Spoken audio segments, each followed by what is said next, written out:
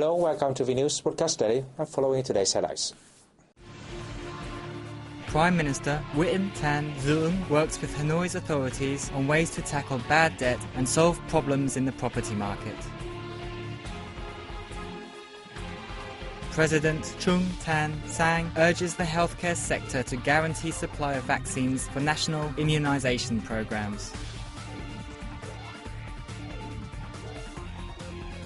Vietnam is short of tour guides fluent in Korean, Japanese and Spanish, despite the fact that visitors from these countries are on the rise.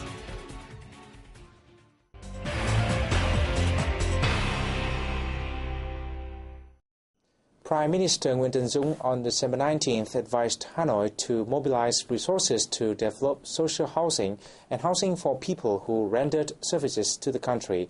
He worked with municipal authorities on how to tackle bad debt and solve problems in the property market. Reports from property investors and traders indicate that Hanoi has 5,800 unsold apartments, equivalent to 566,600 square meters of floor space. They include 330 apartments for people on low incomes that are still receiving orders, reflecting the high demand for housing from people on medium and low incomes. The meeting heard that bad debt in the property market accounts for 13% of banks' total bad debt. Chairman of the Municipal People's Committee, Nguyen Thanh Tao, said the frozen market is a result of overheated development in a period of economic decline and reduced purchasing power. The hike in house prices was due to speculation, while the state's role in regulating the market has not been fully employed, Tao said. Prime Minister Duong said Hanoi should build a financial institution to support the market. He also asked the city to formulate policies that will encourage and stimulate the demand for housing and ensure people on low incomes are able to buy or rent homes at affordable prices. The city should strengthen administrative reforms, simplify procedures in property transactions, and enhance the inspection of the implementation of legal documents on land, housing investment and development, and property trading. He also asked ministries, agencies and Hanoi's authorities to increase the transparency of information regarding the property market and implement measures to remove obstacles to warm up the market and make it healthier for sustainable development in the coming time. The Health Ministry held a conference in Hanoi on December 19th to review 25 years of the immunization program. President Trung Tan Sang attended the event. In the last 25 years, Vietnam has built a vaccination network extending from central to grassroots levels and inoculating 90% of children aged under 12 months. Fatalities of children under 5 years old have fallen considerably. Vietnam eradicated polio and tetanus in 2000 and 2005 respectively, and the country is moving towards wiping out measles.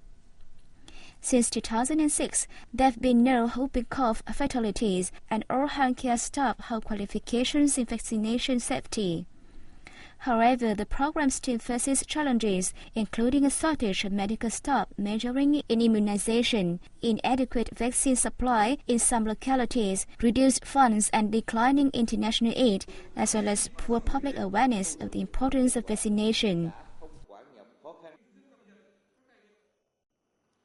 The healthcare sector needs to devise a plan for domestic vaccine production, guarantee supply and export vaccines Vietnam is strong in.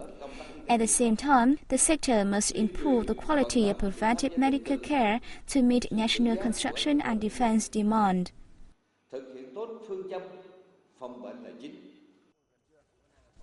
Earlier, Sang visited a preventive medical care center in Hanoi's outlying district of Du Liem.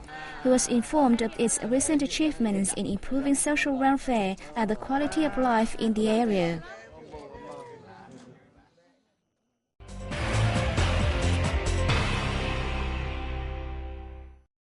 Vietnam and Laos have agreed to further promote judicial cooperation in the near future.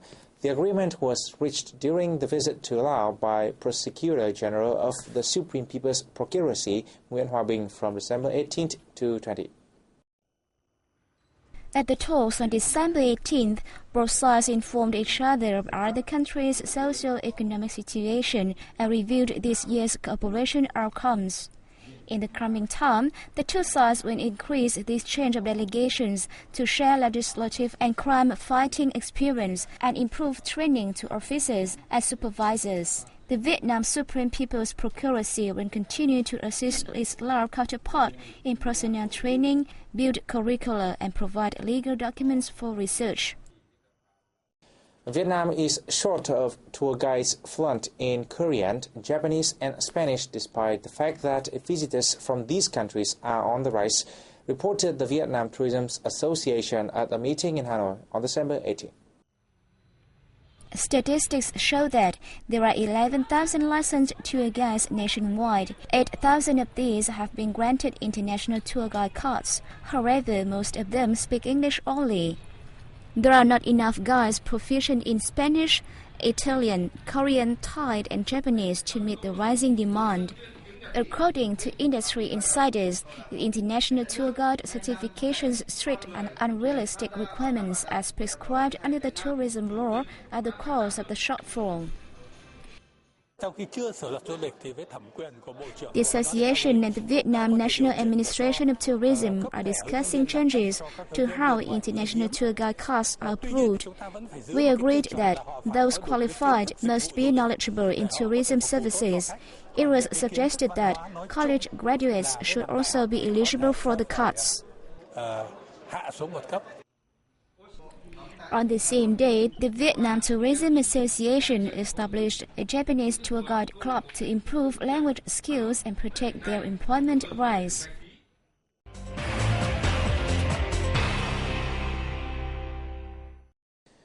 Experts have stressed the need to provide more services to ensure safety for guest workers in the context of increasing labor flows within the country and on a global scale. We have more at the seminar in Hanoi on December 18. Vietnam has sent a large number of workers abroad and always paid attention to protecting the legitimate rights and interests of its workers.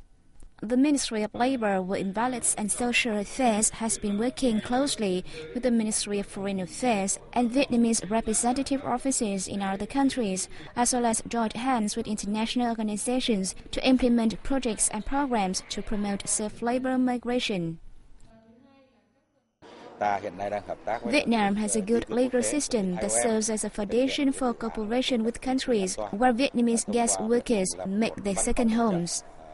Additionally, we teamed up with international organizations to set up an information office, including the International Labour Organization, that assists us to build a code of conduct for labour export firms. The Information Office has advised hundreds of people each month about employment opportunities in other countries and local businesses involving in sending workers abroad. It also provided information on working conditions and contracts in specific cases to help reduce risks for potential guest workers.